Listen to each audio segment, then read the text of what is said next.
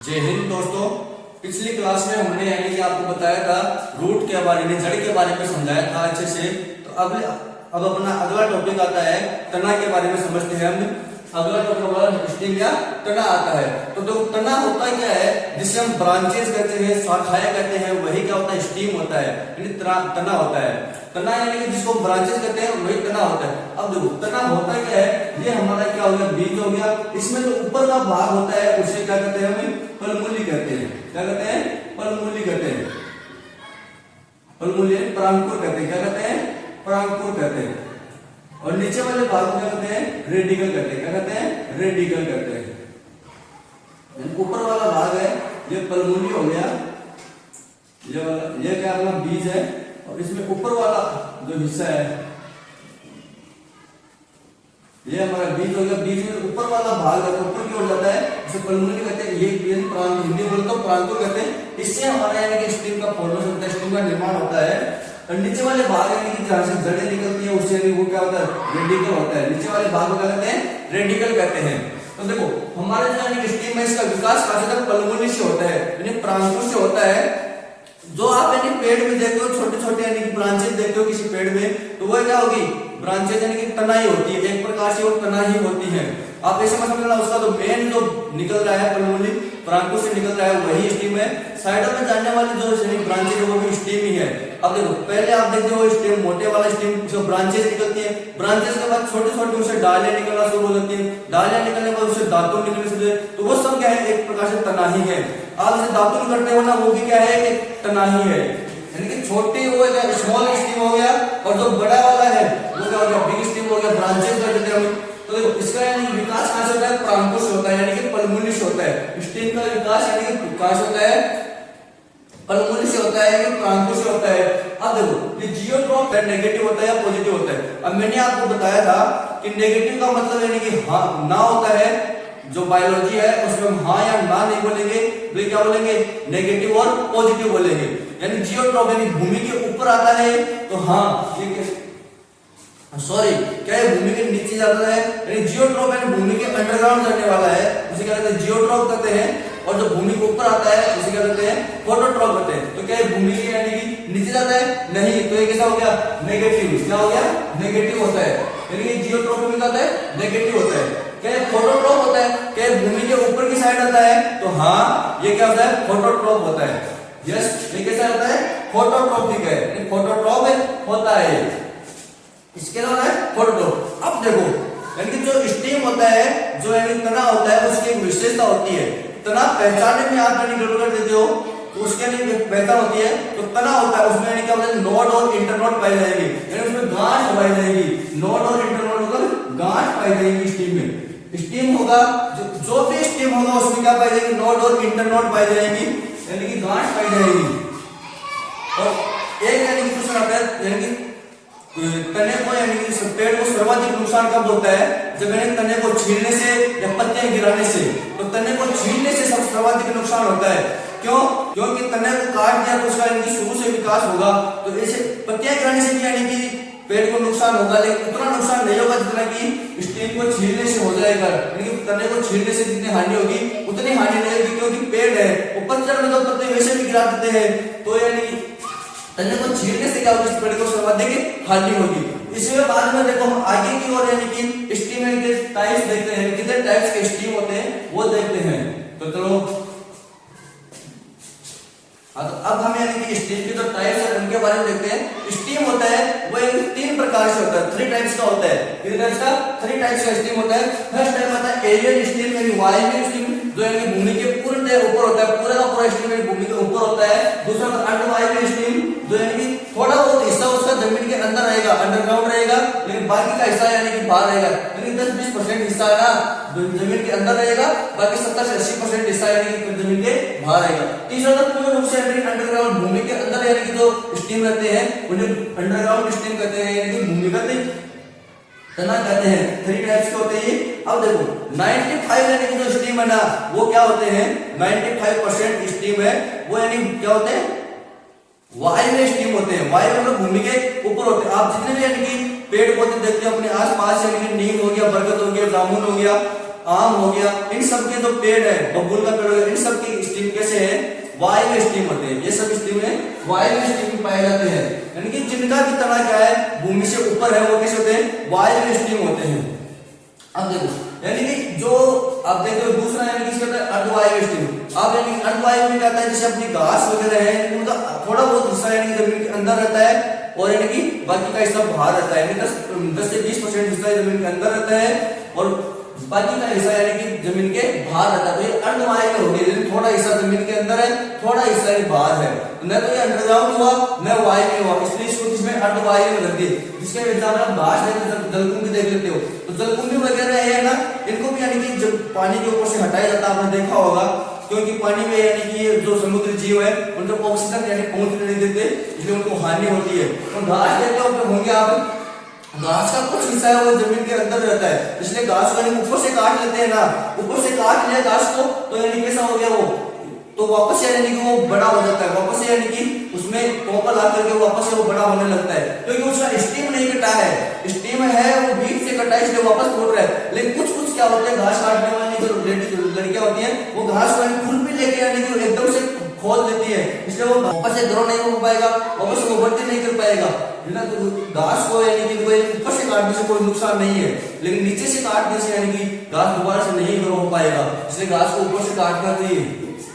इसी प्रकार तीसरा आता है भूमिगत यानी कि अंडरग्राउंड स्टीम है, वो कितने प्रकार अंडरग्राउंड स्टीम है ना, अंडरग्राउंड स्टीम अगर तीसरा नंबर का, उसमें भी यानी कि जैसे पूर्ण रूप से यानी जो भूमि के अंदर होते हैं एकदम से यानी कि जो भूमि है भूमि के अंदर यानी कि ग्रो होंगे, वो कैसे हो गया अपने भूमिगत यानी अंडरग्राउंड स्टीम हो गए। जैसे आलू है, आलू जब भूमि के ऊपर थोड़ी होता है, अंडरग्राउंड ही रहता है, जमीन के अंदर अंदर बढ़ता रहता है, इस प्रकार फूल जाता है बड़ा होकर के नीचे नीचे। ओल आता है, ओल लाते हो क्या आप यानी कि सब्जी बनाने का आता है, जो गला पकड़ता है उसको खाते हैं तो गला पकड़ लेता है, एकदम से खराश हो जाती है गले के अंदर, तो वो ओल होता है। इसी प्रकार अदरक और हल्दी ये भी अंडरग्राउंड होते हैं। अदरक और हल्दी में आप देखते होंगे ये स्टीम है या फिर यानी कि जड़ है, आप कंफ्यूज होते हो अदरक हल्दी में आलू में नहीं, तो जिनमें गांठ होती है वो क्या होते हैं, स्टीम होते हैं। और मैंने आपको बताया था रूट्स में, रूट्स का जो एकदम से चाक से कोना बना रहा है नीचे भूमि के अंदर कोना बना रहा है वो क्या है, रूट है। बाकी अदरक और हल्दी में यानी क्या होती है, गांठें होती है। अदरक और हल्दी दोनों सेम सी हैं, सेम टाइप सी हैं, दिखने में सेम होती है लगभग, तो गांठें होती है ज्यादातर, तो ये कैसे होगी, स्टीम होते हैं। दूसरा लहसुन और प्याज होता है। आप बोलोगे सर लहसुन और प्याज में यानी ऊपर की तरफ यानी क्या होता है, ऊपर की तरफ यानी इसमें कोना होता है इसलिए जड़ हो गई, नहीं, वहां से यानी कि उनके क्या होता है, वहां से उनका यानी कि पलमूली वो वहां से निकलता है, उसी से यानी वहां पर स्टीम उसका यानी पत्तियां है वो वहां से निकल रही है, इसलिए यानी वो लहसुन और प्याज किस में आते हैं, स्टीम में आते हैं। अब देखो अंडरग्राउंड स्टीम है ना, वो अपना 3 प्रकार से होता है। कितने प्रकार का, 3 प्रकार का अंडरग्राउंड स्टीम है, वो 3 प्रकार का होता है। एक प्रकार का फर्स्ट होने वाला इसमें कंद, कौन सा होता है, कंद, इसको बोलता है खाद्य वाला, जिसको सबसे ज्यादा खाया जाता है, जिसका सबसे ज्यादा भाग खाद्य भाग हो उसको यानी क्या बोलते हैं, कंद बोल देते हैं। जिसका भाग सर्वाधिक भाग क्या हो, खाने वाला भाग हो, जिसमें सर्वाधिक खाने वाला हिस्सा पाया जाता है यानी कहते हैं कंद कहते हैं। आलू और ओल हो गया, इसमें आता है आलू और ओल। आगे जो आलू और ओल है ना, इसमें किस में आते हैं, कंद आते हैं। आपने सुना नहीं पुराने जमाने के फिल्म वगैरह देखते हैं, महाभारत रामायण देखते हैं, तो ना कंद मूल खा करके, तो वही यानी कंद होता है, खाद्य वाला ज्यादा भाग होता है उसमें, तो वही क्या है, एक इसमें थे अंडरग्राउंड स्टीम के कंद वाले पार्ट में आते हैं, खाद्य वाला भाग सबसे ज्यादा होता है। दूसरा नंबर का था परकंद, कौन सा है, परकंद, परकंद। दूसरा क्या आता है, परकंद आता है, जिसमें यानी परकंद जिसमें सर्वाधिक गांठ होती है, जिसमें सर्वाधिक क्या पाई जाती है, गांठ सर्वाधिक पाई जाती है। गांठ सर्वाधिक किसमें पाई जाती है, आप जानते हो खुद, गांठ सर्वाधिक होती है अपनी अदरक और हल्दी में, अदरक और हल्दी। इस प्रकार में जो स्टीम उनमें क्या है, गांठ सर्वाधिक पाई जाती है, जो किसमें है कि परकंद में, परकंद में आती है यानी कि जो गांठ सर्वाधिक होती है। और तीसरा नंबर का आता है सलकंद, कौन सा आता है, सलकंद।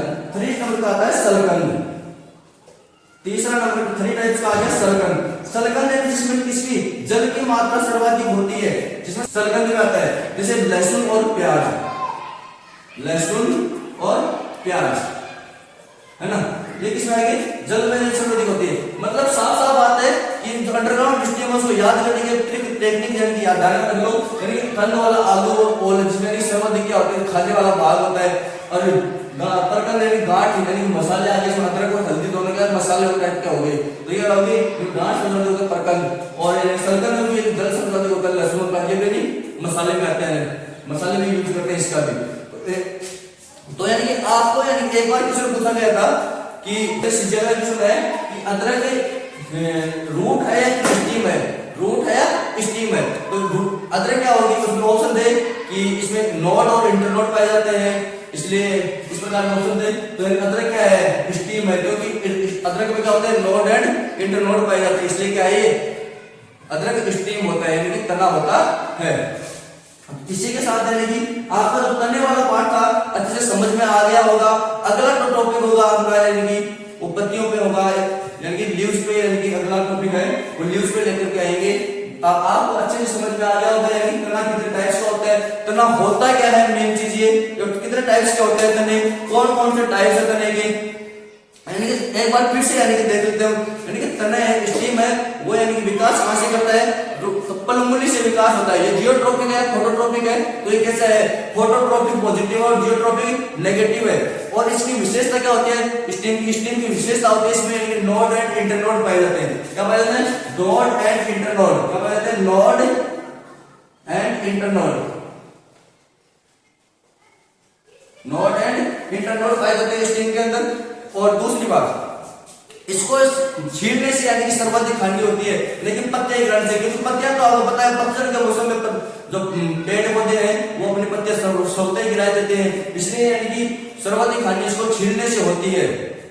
तीसरी बात है जो स्टीम है वो 3 टाइप्स होते हैं, aerial, semi aerial and underground, वायवीय, अवायवीय, अर्धवायवीय एंड भूमिगत स्टीम। अब भूमिगत स्टीम है वो 3 टाइप्स होते हैं, कंद, प्रकंद एंड सलकंद। तो कंद में आ जाते हैं अपने आलू और मोल, प्रकंद में आते हैं अदरक और हल्दी, और सलकंद में आते हैं लहसुन एंड प्याज। इसी के साथ हमारा जो स्टीम वाला टॉपिक है वो यानी कि मुझे लग रहा है कि यानी आपको अच्छे समझ में आ गया होगा। अगर आपको वीडियो अच्छा लगा हो तो हमारे चैनल को सब्सक्राइब करिए, और जो बेल आइकन दबाया आपको यानी कि उसका 0.009 सेकंड लगेगी, आप यानी कि उसको बटन को, आपसे एक रिक्वेस्ट इतनी सी है कि वो लाल वाला जो सब्सक्राइब का बटन है उसमें आपको इतना समय लगेगा, और उसको यानी कि आप दबा कर जाइए, और साथ में यानी कि बेल वाला आइकन वो भी दबा के जाइए, जिससे हमारे आने वाले वीडियो की आपको यानी कि नोटिफिकेशन मिल जाए, जिससे आप हमारे यानी कि वीडियो देख सको। और पिछले वीडियो में मुझे देखने को मिली थी आपकी यानी कि बहुत हमारे पता है हमारे न्यूज सेंटर में थोड़ा सा हमने यानी कि तो आवाज की थोड़ी प्रॉब्लम आ रही है, तो थोड़े दिन यानी काम चला लो, आवाज की प्रॉब्लम है उसको जल्द ही यानी दूर कर दिया जाएगा। तो वो इसकी प्रॉब्लम आ रही है, हमने यानी कि रूम है, रूम में यानी कि इको बन रहा है, तो हमें यानी कि अपने जो इसमें थर्माकोल शीट वगैरह है वो लगवाने का यानी कि ऑर्डर दे दिया। कुछ दिनों में यानी कि थर्माकोल शीट वगैरह आ रही तो आवाज एकदम से साफ आएगी, वो दिक्कत आपको आगे से देखने को नहीं मिलेगी। लगभग कुछ दिनों में यानी कि अपने 5-7 वीडियो के बाद यानी कि वो दिक्कत आपको नहीं आएगी।